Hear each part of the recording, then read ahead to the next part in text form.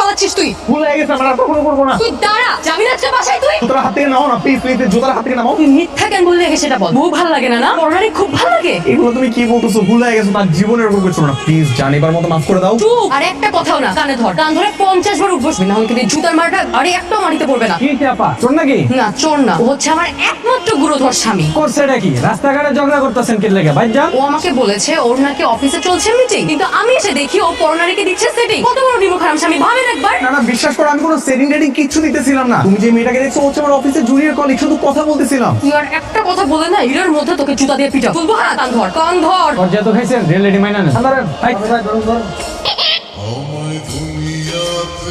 ভালোভাবে হয় নাই, বস পুরোটা।